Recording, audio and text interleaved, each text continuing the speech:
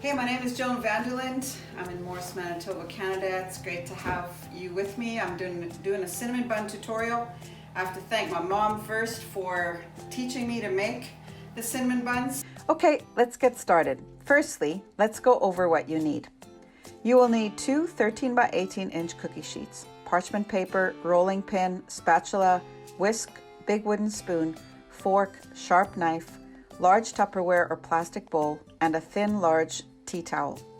The ingredients that you will need: 2.5 cups of warm water, a block of butter, which is 2 cups, 2 cups of brown sugar, cinnamon, half cup of white sugar, 2 eggs, 6 cups of flour, 2 tablespoons yeast, 1 teaspoon salt, and whipping cream. To make the dough, put these ingredients in the large bowl in this order: half a cup melted butter, 2.5 cups warm water, 2 eggs, 1 teaspoon salt, half cup white sugar, 2 cups flour, 2 tablespoons quick rising yeast. Now take your whisk and beat the ingredients until the batter is smooth. Add 4 cups of flour. Take your wooden spoon and begin to mix. This is where you will build muscles in your arms. Keep mixing until the dough becomes a ball. Cover with a thin tea towel and put in a warm place to rise for 45 minutes. After 45 minutes, it should have more or less tripled in size. I know it's ready when I see the dough is touching the cloth.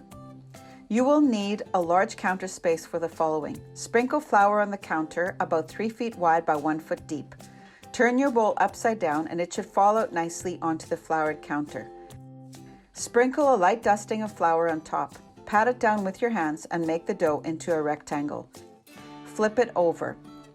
Take your rolling pin and begin to roll side to side to make the dough about 3 feet wide. Roll up and down as well to make the depth about 15 inches. You want to make it as evenly thick and as much of a rectangle as possible. Take the rest of the butter, which is 1.5 cups, and soften it slightly in the microwave. You want the butter to be soft for spreading.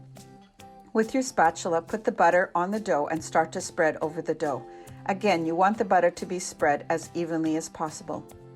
Take the brown sugar and put 4 half cups on the dough so there are 4 piles. Don't pack the brown sugar, but rather loosely and heaping. With a fork, gently spread so that the brown sugar is like a line in the center, and then spread it towards the edges so all of the dough has a nice layer of brown sugar. Take your cinnamon shaker and shake a generous amount of cinnamon all over the brown sugar. Now start at the top edge of the dough and start to roll it towards yourself, moving from side to side, so the end product is going to be about 3.5 feet long in one long roll. Take a sharp knife and cut off a little bit of the ends of the long roll. Now put a knife marker at the center and again at the center of the 2 sections, then again at the center of the sections. You should have 7 knife marks gently pressed on your long roll. Each of those small sections will now be cut into 3 rolls. Start at one end, and as you cut the first third, place it into the pan. Carry on until you have 2 pans filled with 12 cinnamon buns in each pan. Cover with a cloth and let rise for 45 minutes.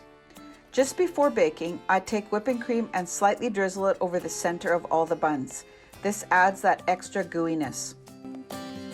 Bake at 350 for 20 minutes. They should be a nice light brown on top. The cinnamon buns don't really need a topping, but some people add a caramel sauce or ice cream, or what I do is drizzle cream cheese frosting on top. You can Google that recipe if you want to. And that's it, folks. Well done. Enjoy and make many people happy by sharing this yummy comfort food. Thanks for joining me.